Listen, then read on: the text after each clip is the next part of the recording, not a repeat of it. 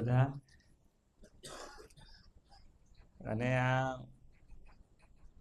આપણે શરૂ કરીએ ને ત્યારે આમ બોલવાનું શરૂ કરીએ ને, સવારે ઉઠીએ કરાગ્રે વસતે લક્ષ્મી, ત્યાંથી શરૂ કરીએ સ્વામિનારાયણ સ્વામિનારાયણ સ્વામિનારાયણ. જે હરિભક્તો પથારીમાંથી પહેલા પગ નીચે મૂકતા પહેલા સ્વામિનારાયણ સ્વામિનારાયણ સ્વામિનારાયણ, હરિકૃષ્ણ મહારાજનું જે સ્વરૂપ જે જગ્યાએ પધરાયું હોય એના દર્શન કરી અને પછી પથારીમાંથી પગ મૂકીએ અને પછી પહેલો શબ્દ જે બોલીએ ત્યાંથી હુંનું શરૂ થાય.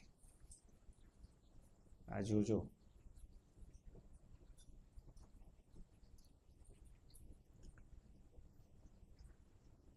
અને બધા દુઃખ જે છે ને, ગીતાજી વચનામૃત આ બધી એક જ વાત કરે છે કે અહમ અને મમત્વ જે છે એ જન્મ મરણનું કારણ છે. માનો છો ને? અહમ અને મમત્વ છે એ જન્મ મરણનું કારણ છે. ગુણાનંદ સ્વામી મહારાજ હજુ થોડું સહેલું સમજાવે છે. એ વાતને થોડી અલગ રીતે સહેલાઈથી થોડુંક સમજાવે કે સંકલ્પ વિકલ્પ છે તે જન્મ મરણનું કારણ છે. કારણ કે આપણા જન્મ મરણ કોના માટે છે? આપણા જે સંકલ્પો છે એ બધા હું અને હું ને જેમાંથી સુખ મળે છે. આપણને સંબંધીમાં બી સુખ ક્યાંથી કેમ આવે છે? કારણ કે એમાં આપણને હુંનું સુખ મળે છે. નહીં તો નથી આવતું. નહીં તો પછી તો બધા અલગ રહેવા જતા રહે. તમને ખબર છે ને, કુટુંબનું બધું જે છે કે આની જોડે ના ફાવ્યું તો પછી અલગ રહેવા જતા રહે. આપણને સુખ શામાંથી આવે છે? હું અને આપણા હુંને જે પોષે એમાંથી આપણને સુખ આવે છે. એટલે પછી જે સંકલ્પ વિકલ્પ થાય છે એ પણ હું અને હું ને પોષે એના જ બધા સંકલ્પ વિકલ્પ થાય છે. ઘણા લોકો એવું બોલે કે મને થોડું એકલા રહેવાનું ગમે. તો કેમ એકલા રહેવાનું ગમતું હશે? બેઠા બેઠા ચિંતન શું કરે? શ્રીજી મહારાજનું કરતા હશે. થતું હશે. બેઠા બેઠા ચિંતન શું કરે કે હું હારો છું અને આ બધા ખોટા છે, ડોબા છે, મૂર્ખા છે, હું જ્ઞાની છું. એવું ચિંતન કર્યા કરે તે સારું લાગે, સુખ આવે. મુંબઈની ચોપાટી ઉપર સુખ આવે એવું સુખ આવે. હું તમને વાત કરું છું, આપણે આ ખૂબ સમજવાની છે આ વાતને. એકલતા અલગ વસ્તુ છે, એકાંત અલગ વસ્તુ છે. ખૂબ દિલથી આ સમજો.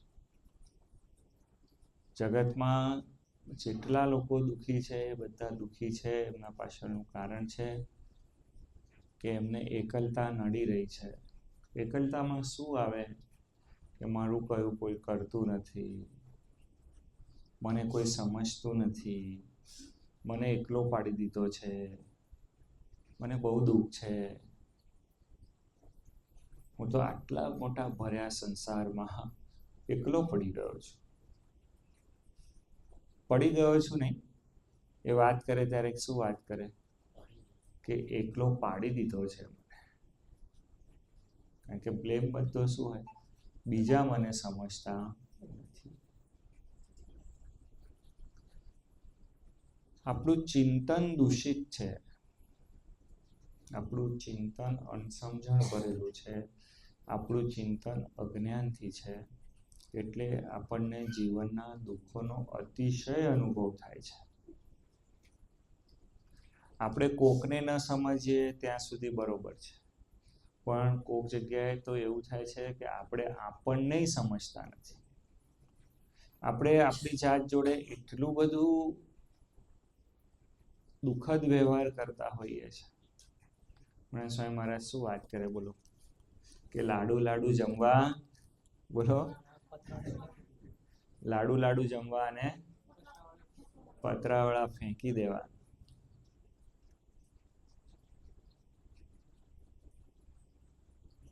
તમે દેહને મઠારતા માણસો જોયા છે? આ અરીસા સામે ઊભા રહીને પછી જે આપણે કાથા કબલા શરૂ કરીએ ને, ડાન્સ જ્યારે શરૂ થાય, એક હરિભગતના ઘરે ગયો હતો અને આમ પરફ્યુમ છાંટે, આમ આમ કેમ પેલું પ્લેન ઉડાડતો,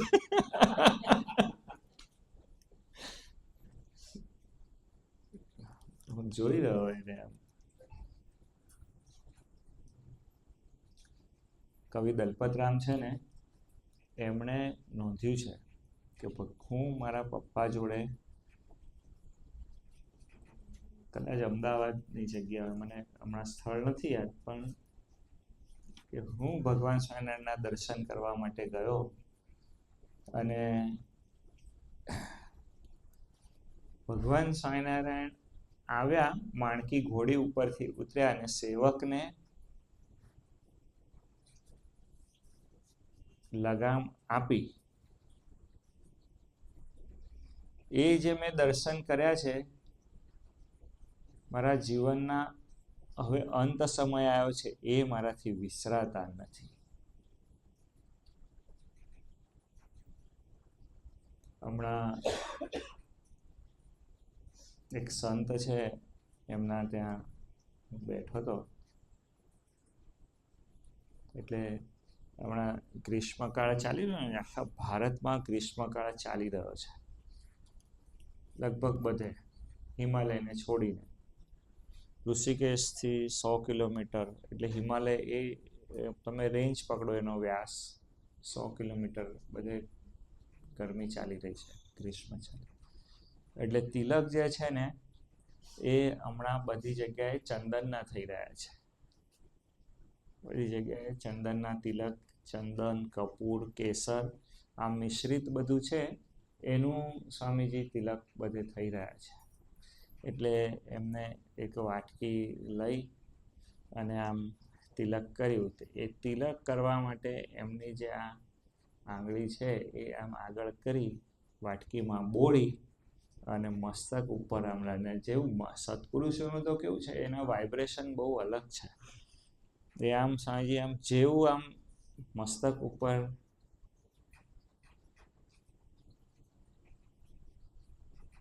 આ ફેસ અને ન્યુટ્રલમાં આંગળી જે નાખો આમથી, તો એ આમ વાર કે જો 2 મિનિટનું ધ્યાન, આમ આમ આંગળી આમ નાખવાની હોય અને આમ કરીને આમ બાજુ શું કહેવાય, સોકેટ શું કહેવાય ને, સોકેટ હોય આ બાજુ હોય નાખવાની હોય, અને આ બાજુ આપણું મોઢું હોય ને, કદાચ નખાઈ ગઈ તો પેલી એમ કે હજુ આ બાજુ જોતો નથી, પછી કરંટ મારું, એમ સાત દેશન બધું ધ્યાન ત્યાં લાવી દે. જેવું લાગે ને ઓઈમાં બોઈમાં જે બોલવાનું હોય બધું બોલાઈ જાય. એ વખત ખબર પડે ને કે મોઢામાંથી શું નીકળે છે, સ્વામિનારાયણ નીકળે છે કે માં નીકળે છે કે બાપ નીકળે છે. જેનું ચિંતન હોય હૈયામાં એ અવાજ નીકળે. એમ એમને આમ જેવું આમ સ્વામીજી તિલક કરવા માટે એ કર્યું, અને એક ઝંઝણાટી એક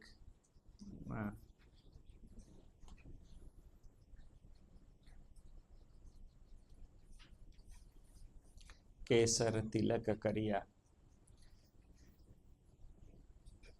એવો જ મને એક અનુભવ બીજો હું તમને કહું છું. એક જૈન મંદિરમાં ગયો હતો. એ લોકો એને શું કે દેરાસર. તો એ જૈન મંદિરની અંદર સ્વામીજી ચંદન ઘસાયેલા હતા, અને આમ સહજ દરેક વખતે કેવું હોય, પૂજારી બધે અડે નહીં, પણ અને એ મંદિરમાં તમને લગભગ મહારાજશ્રી પણ મળે નહીં. પણ અમે ગયા એટલે એક સુખદ વાત હતી. તો માચીસની તીલી આવે ને, એ એને મહારાજશ્રી બધાને પેલું એ કરતા હતા. ના નહીં, ત્યાં કપૂર ન હોય, કેસર અને ચંદન બે જ વસ્તુઓ હોય. તો મને એક ત્યાં એક અનુભવ, મને એક બીજો અનુભવ ગુરુવાયુરના મંદિરની અંદર, કેરલા ને, હા કેરલા. તો હું ઠાકોરજીની પ્રદક્ષિણા કરી હરિકૃષ્ણ મહારાજની આમ, અને પ્રદક્ષિણા કરીને ભગવાનના પાછળના ભાગમાં આમ હું ત્યાં એ થયો, એટલે કેળાના પાન ઉપર ભગવાનની જે અર્ચા કરવા માટે ચંદન કાઢેલું ને એ મને પ્રસાદીનું આપ્યું. એટલે મેં લીધું, મને કઈ વિચાર આવ્યો નહીં, કશું નહીં, અને મેં આમ લીધું અને મારા હાથમાં જ હતું, મેં આમ ધારી જ રાખેલું, એ પ્રસાદીનું હતું. એટલે આ હરિકૃષ્ણ માવલી છે એ ઉંમરના, હું કદાચ એવું કહું કે સાઈઝના પણ 2-3 બાળકો આમ. ત્યાં તો સાઉથમાં કેવું છે કે આપણી ત્યાં ધોતીનું પ્રચલન છે, ત્યાં થોડું લુંગીનું પ્રચલન છે, પણ લુંગી વ્હાઈટ કે ઓફ વ્હાઈટ કલરની એ કમ્પલસરી છે ત્યાં. એટલે એ પહેરેલું, એ દોડતા આવ્યા, મને કે લાવ તિલક કરી દઉં. એટલે હું, અને તમને ખબર છે કે એવું કહું કે આમ બાળકો જોવું એટલે મને તો સામેથી જ ગમે, અને ભલું હોય તો હું હળી કરી આપું. હમણાં એક જગ્યાએ ક્યાંક ગયા હતા, તો કંઈક ખાવાની વસ્તુ હતી, એટલે એકદમ આમ નાનકડી દીકરી એ ખાઈ રહી હશે, પછી મમ્મી પપ્પા થોડા કંઈક પાણી બાણી પીવા, એકલી ત્યાં બેઠી હતી કે ઊભી હતી, મને હમણાં બધું એવું યાદ નથી, પણ એટલે હું કીધું કેવું મજા આવી ખાવામાં. તો આમ પછી આમ નખરા કરે, આમ આખો આમ ચક્કર વક્કર જે ફરે, એ બ્રહ્મ છે સ્વામીજી. એટલે 3 જણ જે આયા ને, એટલે પાછું ગળામાં સોનાની એ બે પહેરી હતી, કંઠી પણ ધારી હતી, શું, અને આમ પેટ થોડું આગળ આવેલું, ખાધે પીધે સુખી, શું અમારા માવલીનું પેટ એવું થોડું આવ્યું છે. પેલા અમારે તો ઘણું બધું આગળ આવી ગયું છે, હું કીધું આપણે ઓછું રાખ, પણ આમ માપનું આગળ લે ને, બધું માખણ બાખણ ચોરીને ખાધું હોય એટલે પછી વધે એમને. પછી તિલક વગેરે આમ, એ તિલકને આમ આમ એ કર્યું ને. હવે સાઉથમાં થોડુંક એવું છે કે થોડું આડું તિલક કરે, પર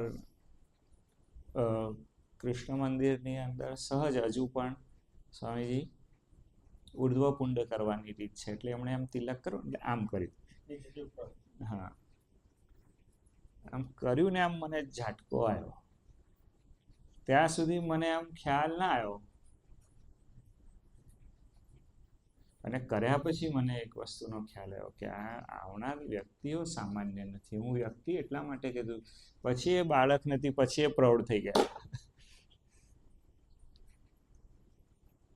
આપણને કૃપા કરીને શ્રીજી મહારાજ મળ્યા છે. હું તમને વાત એ કરું છું કે પરમેશ્વરને વિશે તો અવગુણ ભાષે જ નહીં. નરાકાર સ્વરૂપ હોય ને ત્યારે આ લીટી સમજવાની છે, બાકી અન્ય સ્વરૂપમાં હોય તો આ લીટીનો પ્રશ્ન જ ક્યાં આવે છે, મને કહો. તમારી જોડે ચાલે, બોલે, હરે, ફરે, અને તમે ના ઓળખતા તો કોઈ પ્રશ્ન નથી. પણ તમારી જોડે ચાલે, બોલે, હરે, ફરે, વડે, મારે, ઠોકે, પછી પ્રશ્ન શરૂ થાય કે આ આમ કેમ કરતા હશે. ત્યારે આ લીટીની જરૂર પડે કે પરમેશ્વરને વિશે તો અવગુણ ભાષે જ નહીં. ખ્યાલ આવે છે? શ્રી કૃષ્ણ પરમાત્મા ગુરુચરિત્રની અંદર આ એક નામધારક સંવાદ યોગ નામનો આખો એક ચેપ્ટર છે. એની અંદર એટલી બધી કકળીને પ્રાર્થના કરી છે નામધારકે, એટલી બધી કકળીને પ્રાર્થના કરી છે કે પ્રભુ આપ ક્યાં વિરાજો છો, મારા કલ્યાણ, હું પૃથ્વી પર પ્રગટ થયો અને તમે નહીં. ખ્યાલ આવે છે તમને? એટલી મૂળ પ્રાર્થના તો એ જ છે. બાકી તો એ તો કણ કણમાં ને ચેતન જળ બધાની અંદર છે ને કઈ પ્રશ્ન નથી. પણ જેવો હું એવો તમે નહીં, અને મારું કલ્યાણ કરવા માટે તમે નહીં,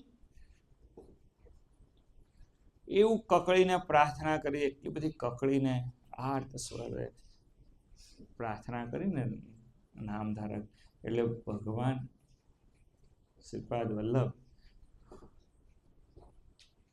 એ આમ ત્યાંથી આમ યોગી જ આમ ત્યાંથી આમ જઈ અને એ જ્યાં બેઠા હતા ને ત્યાં જ આમ લે મારા પગની પૂજા કર, એવું આમ આપણે કોઈક જગ્યાએ બેઠા હોઈએ સમુદ્ર કિનારે, આમ વિચાર કરો હા, અને કોક આવીને છેક આપણે આમ ઊભું રહી જાય અને બરોબર એના ચરણાર્યું, આપણે તો ગુસ્સે થઈને આ તો તમે, હું હમણાં વાત ઠાકોરજીની કરી રહ્યો છું એટલા માટે, બાકી અન્યથા કોઈ આવીને ઊભો રહી જાય તો આપણું મગજ કેવું છટકે, કે સમજણ પડે છે કેવી રીતે ઊભા રહેવાય. ચાલ આગો ખાસ કરીએ કે ના કરીએ.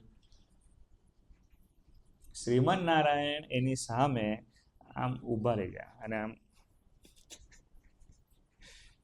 ખ્યાલ આવ્યો કે નામધારક આંખ ખોલીને આ ઓળખવામાં વાર લાગે નહીં, એને ચલ આગો ખસ એવું કહેવું પડે નહીં. એ ભગવાન છે.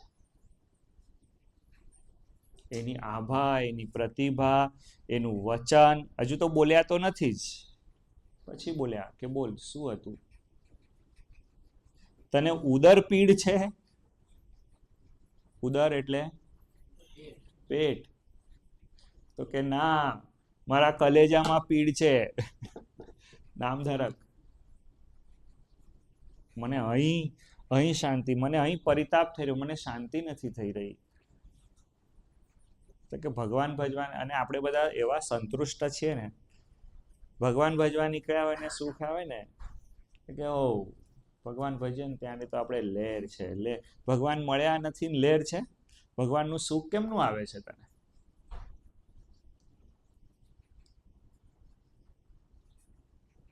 હું તમને એવું કહું, જોડે ને જોડે આપણે રહેતા હોઈએ અને આપણને મનાતા ન હોય તો આપણને સુખ કેમનું આવે? મૂર્ખ થયા છો? બીજું કશાનું સુખ આવતું હશે, ભૂલ પડે તમને.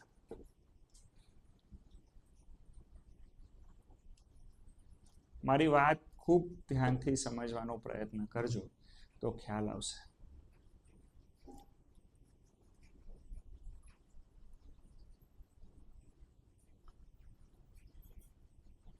કઈક બીજું માંગ્યું હશે ને એ મળ્યું હશે ને, એની અંદર આપણે લલચાઈ ગયા છીએ અને પછી એમાં આપણે સુખ માણી રહ્યા છે. ભગવાનનું સુખ આપણે માણી રહ્યા નથી. ભૂલ પડે છે.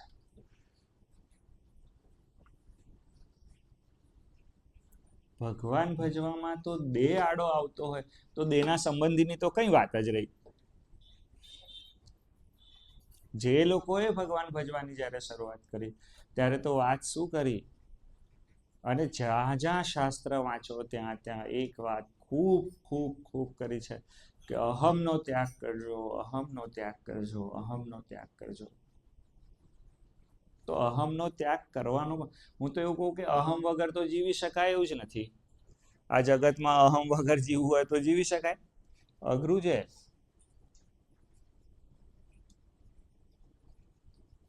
થોડી કઠણ છે કથા, પણ અને હું કથા નથી કરી રહ્યો. આપણે વાત કરી રહ્યા છે ભગવાનને પામવાની, ખૂબ સિદ્ધાંત વાત સમજવાની છે. તો એ અહંકાર જે છે ને, એ ભગવાનના ભજનમાં જ્યારે આડો આવે ને ત્યારે ભગવાન કહે કે આ અહંકાર મૂકી દે. ભગવાને માયાનું સ્વરૂપ શું કહ્યું? કે ભગવાન ભજવામાં જે આડું પડે તે માયા છે. તો શું છે માયા? લોકરમાં પડેલું સોનું,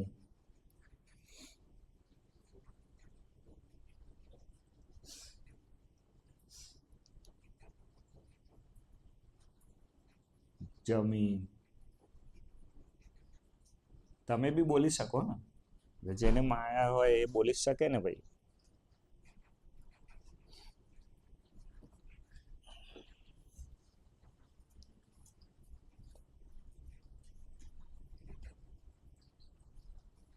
પૈસો, ટકો, આ તે ઢીકણું ફલાણું.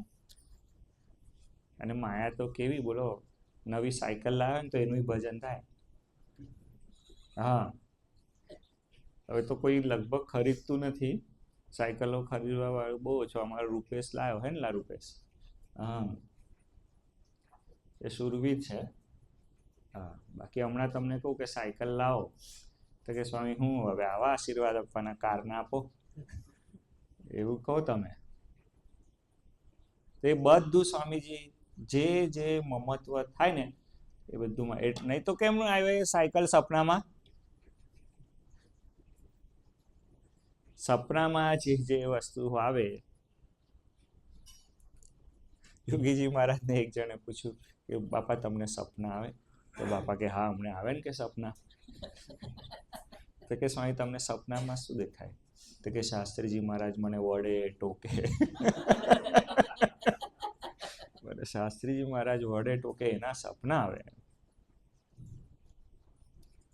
વાતનો વિચાર કરજો. શાસ્ત્ર તો એવું કે છે યોગીને સ્વપ્ન જ નથી, કારણ કે સંકલ્પ વિકલ્પની ભૂમિકાથી રહિત થઈ ગયો. એને સંકલ્પ વિકલ્પની ભૂમિકાથી રહિત થઈ ગયો, એને સ્વપ્ન નથી, વાર્તા પતી ગઈ. હું વાત તમને એવું કરું છું કે નરાકૃતિ એવા જે પરમેશ્વર, તેને વિશે અવગુણ ભાસે નહીં. વાત ત્યાં ચાલી રહી છે. વિઠ્ઠલનાથ ભગવાન પંઢરપુરમાં વિરાજે છે, જગન્નાથજીની અંદર વિરાજે છે, દ્વારિકામાં વિરાજે છે, ગઢડામાં વિરાજે છે, વડતાલમાં વિરાજે છે, અને હમણાં પણ વિરાજી રહ્યા છે. બરોબર? તમને એમનો અભાવ આવે? સોનાનો મુગટ કરાવો, ચાંદીનો મુગટ કરાવો, બધું ત્યાં થાય. બહુ ખખડાવે તો શું થાય? સપનામાં આવે ને કે ઉર્વી સામ ના કરીશ. બાકી તો ટેન્શન જ નથી, પ્રશ્ન જ નથી. બાકી તો પ્રશ્ન ક્યાં આવે? લક્ષિત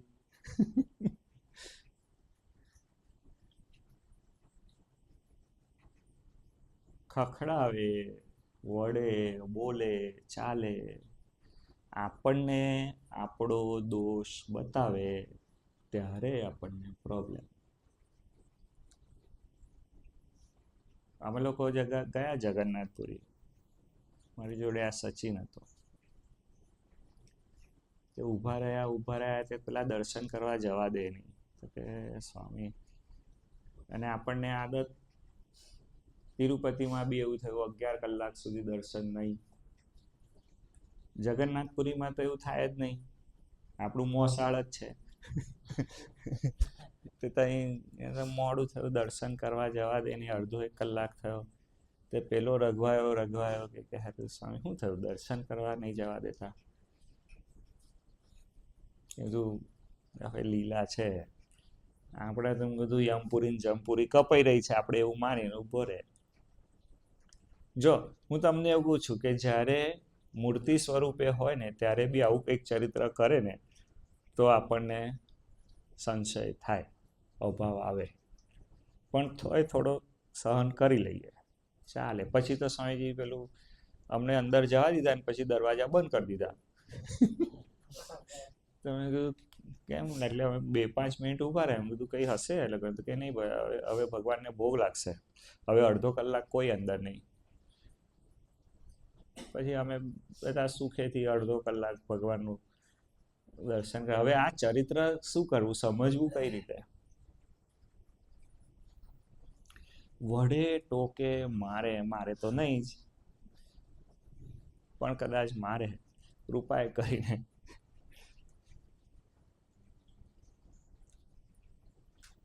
એને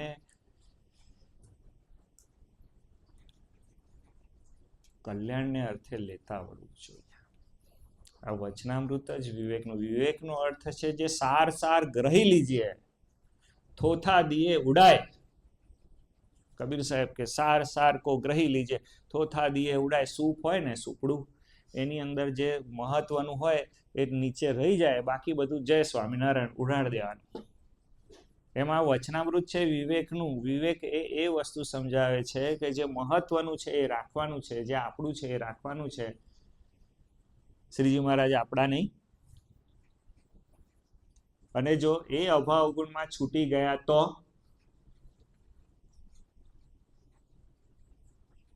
એટલે આ વિવેકનું વચનામૃત. વિવેક એ હોવો જોઈએ, સમજણ પડવી જોઈએ.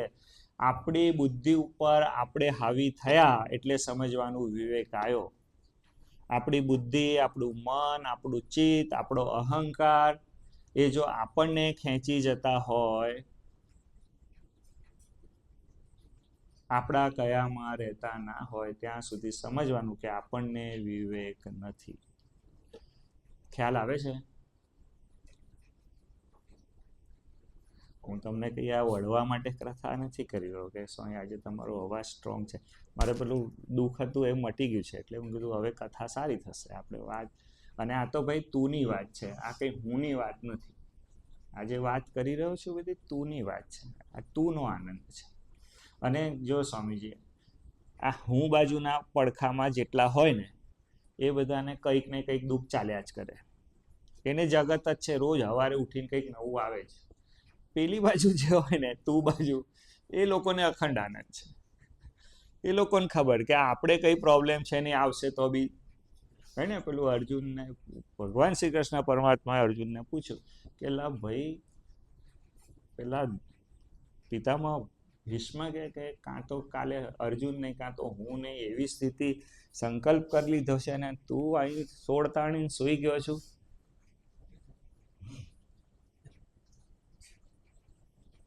અર્જુન કે સ્વામી તમે જાગો છો? તો કે હું જાગું છું, મને ચિંતા થઈ રહી છે કે કેમનું કરીશું કાલે. કે તમે જાગો છો એટલે હું સૂતો છું.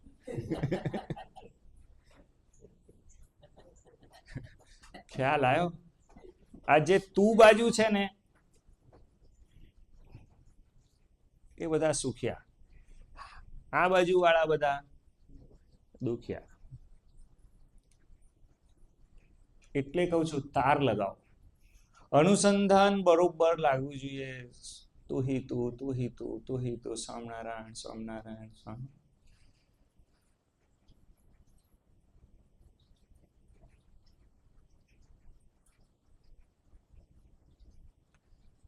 જેને વિશ્વાસથી ભગવાન ભજવાનું શરૂ, આ વચનામૃત ખૂબ ખૂબ પાયાનું છે. હું તમને એવું કહું છું કે મારા ગુરુકુલમાં હું તમને વાત કરતો હતો, સ્વામીજી વાતની શરૂઆત જ માઇક લે ને એટલે વાતની શરૂઆત જ લગભગ પ્રથમનું 16, 18, પ્રથમનું 21, 27, મધ્યનું 28, 41, જેતલપુર 5.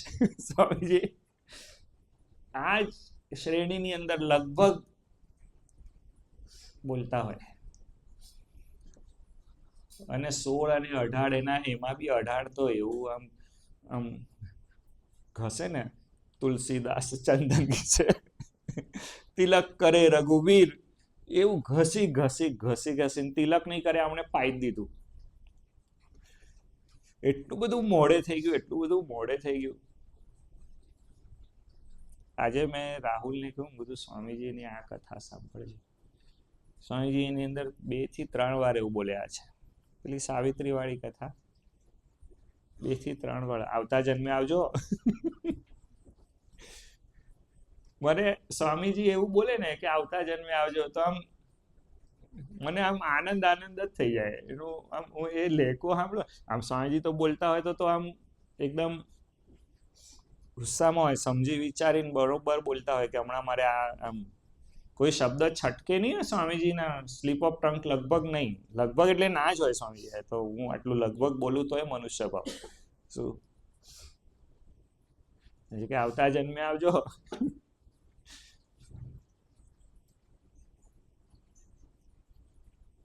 હું તમને એવું કહું છું કે કદાચ કોક ખોટ રહી ગઈ ને આપણો જન્મ થયો ને તો એ ઊભા જશે કે હું છું હા ભાઈ. એ આવતા જન્મે આવજો શબ્દ છે, નહીં તો એકલા પડી જાય. હમણાં જ કોકની કથા વાત સાંભળતો હતો ત્યારે કે સ્વામીજી અમને મોડા મળ્યા. ખાલી મોડા મળે તો દુઃખ કેટલું છે બોલો, કેટલા જણને દુઃખ છે બોલો. શ્રીજી મહારાજ મોડા મળ્યા એનું દુઃખ કેટલા જણને છે. તો બોલો કદાચ જન્મ લેવો પડે ના હોય એ વખત શું થાય. વાતને સમજો. આપણને તો ગેરંટી છે કે આવતા જન્મે આવજો એવું બોલે છે ને તો કહે છે કે હું તમારી જોડે ઊભો રહીશ. આ વાત સમજો.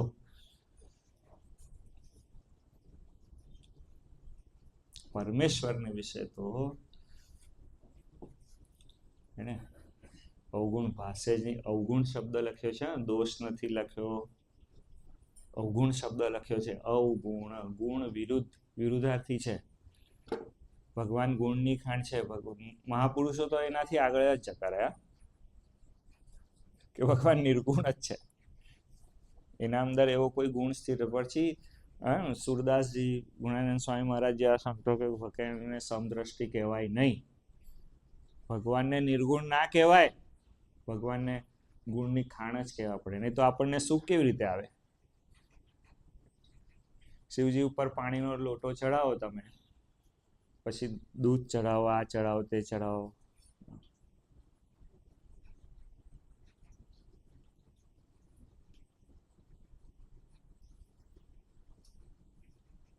અને કોક ખાલી પાણીનો લોટો ચડાવે, સુખ શામાં આવે. કોક 2 ભગત પૂજા કરવા બેઠા હોય, એક જળનો લોટો છે. ભગવાન તો બેવની સેવા સ્વીકારવાના છે. એવું તો કહે જ નહીં કે આને દૂધ ચડાવ્યું, હા મોગામાનું હતું, 70 રૂપિયા થઈ ગયું છે, તો આનો ભાવ જળવાળાનો નહીં. પેલો જળવાળો કે સ્વામી મારી તો આટલી સ્થિતિ છે, મારે તો કુએ પાણી સિંચવાઈ જવાય એવું નથી. અહીં ડોલમાં બહાર જ પડી તું લઈને આવ્યો, સુંદર આવી દીધું છે.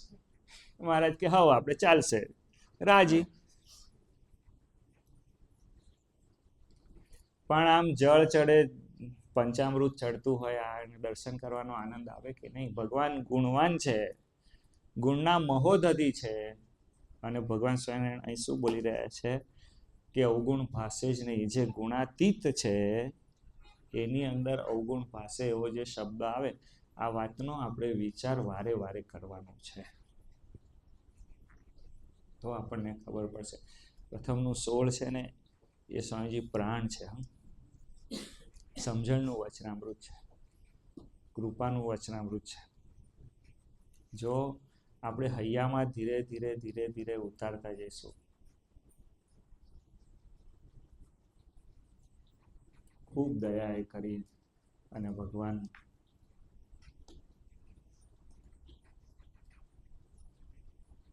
આપણે ભેળા થયા. ખૂબ નસીબદાર છે, આપણને સમજણ પડી ગઈ કે ભગવાન સ્વામિનારાયણ ભગવાન છે.